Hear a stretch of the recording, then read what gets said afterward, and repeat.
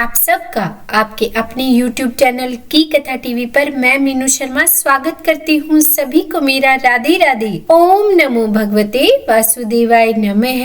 और आज की इस वीडियो में आप रसपान करेंगे वैशाख मास महात्म्य के अध्याय 20 का, जिसमें श्री सुतदेव जी महाराज वैशाख मास में भागवत कथा के श्रवण और कीर्तन का महत्व बताएंगे। तो इसीलिए हो सके तो वीडियो को पूरा देखिएगा, कथा को पूरा सुनिएगा और अच्छी लगे वीडियो तो लाइक एंड शेयर कीजिएगा। और चैनल पर नए हैं, सब्सक्राइब नहीं किया तो सब्सक्राइब भी कर ही दीजिएगा, ताकि ऐसी ही आध्यात्मिक वीडियोस आपको समय समय पर मिल जाए। और अब हम आज का यह 20वां अध्याय शुरू करने से पहले चलिए आपको बता दें कि कल 19वें अध्याय में क्या हुआ था। तो देखिए, कल 19वें अध्याय में श्री सुतदेव जी महाराज ने मिथिलापति के राजा को राजा कीर्तिमान की कथा सुनाई थी। और अब हम आज का यह अध्याय भगवान श्री गणेश का ध्यान करते हुए शुरू करते हैं। तो बोलिए श्री गणेश भगवान की जय। श्री सुतदेव जी महाराज बोले कि मेष राशि में सूर्य के स्थित होने पर जो वैशाख मास में प्रातः काल स्नान करता है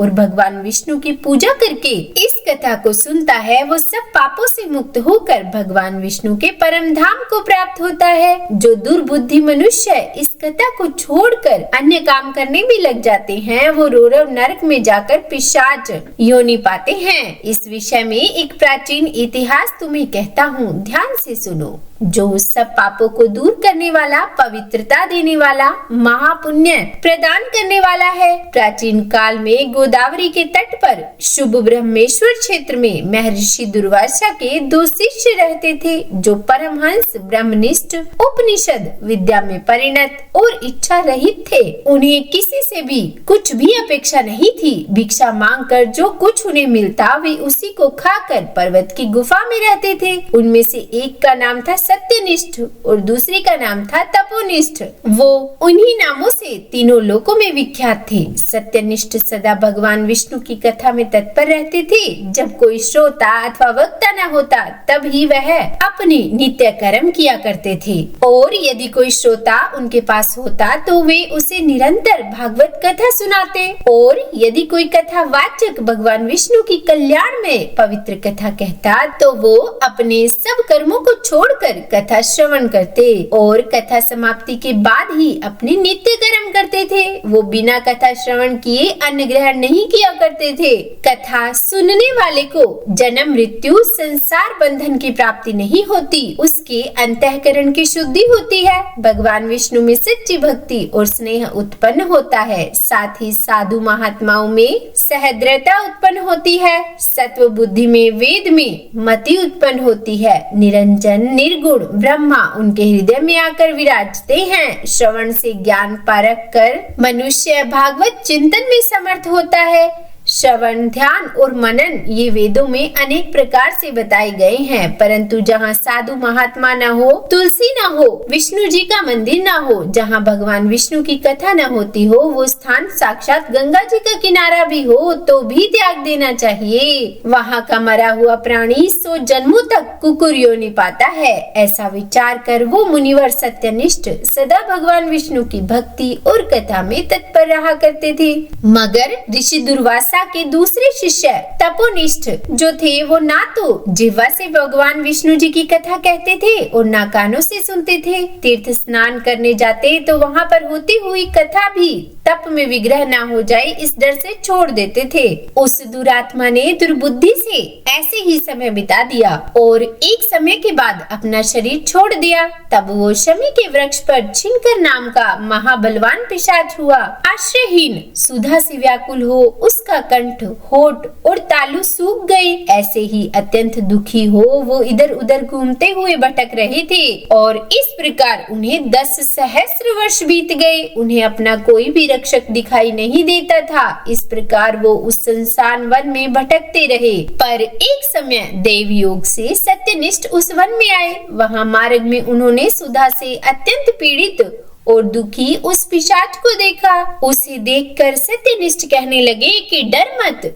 तू कौन है, तेरी ये दशा कैसे हुई, तू मुझे सब बता। अब से आगे तुझे कोई दुख नहीं होगा, ये मैं कहता हूँ। तब सत्यनिष्ठ के ऐसे आश्वासन देने पर वो पिशाच अत्यंत व्याकुल होकर कहने लगा कि हे प्रभु, मैं दुर्वासा मुनि का शिष्य तपोनिष्ठ हूँ। मैं ब्रह्मेश्वर क्षेत्र का निवासी हूँ। कर्मों के लोप हो जाने के भय से अपनी दुर्बुद्धि के कारण महात्माओं के द्वारा कही हुई विष्णु कथा का कभी आदर नहीं किया। उसी कर्म के घोर परिणाम से मेरी मृत्यु हुई और मैं चिनकरण नामक पिशाच बनकर अत्यंत दुख से व्याकुल हो रहा हूँ। पर आज मेरा भाग्य फिर से उदय हो गया है। मेरे ऊपर सब देवता, गुरु तथा साधु संतुष्ट हैं। साथ ही भगवान श्री हरि भी मेरे ऊपर प्रसन्न हैं, जो आपके दर्शन हुए।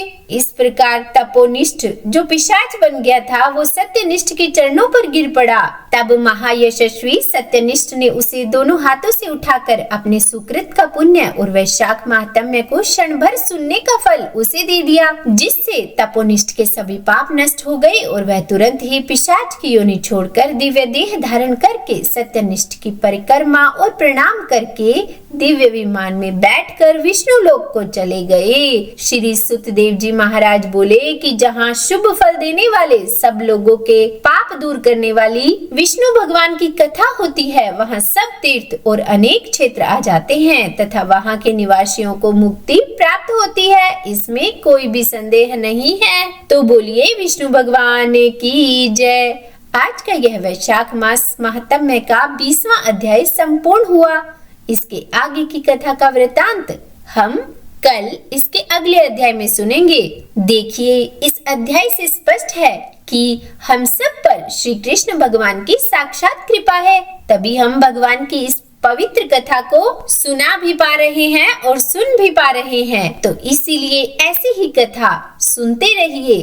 कथा सुनने मात्र का ही महाफल मिलता है। इसीलिए मैं आपसे कहती हूँ कि नियम से इस वैशाख महात्म्य को सुनिए। और अब अंत में एक बात कि यह जीवन क्षणभंगुर है, अगली घड़ी का भी पता नहीं। तो इसीलिए कुछ ऐसे कर्म करने चाहिए जिससे इन कर्मों के बंधन से हमें मुक्ति मिल जाए, और इसका सबसे आसान रास्ता है नाम जप। तो इसीलिए प्रेम से, मन से और भाव से हर समय, हर सांस के साथ जपते रहिए राधे राधे। और अगर चैनल पर नए हैं, सब्सक्राइब नहीं किया है, तो सब्सक्राइब भी कीजिएगा और लाइक एंड शेयर भी जरूर कीजिएगा। और कमेंट बॉक्स में राधे राधे लिखना बिल्कुल भी मत भूलिएगा। तो बोलिए राधे राधे।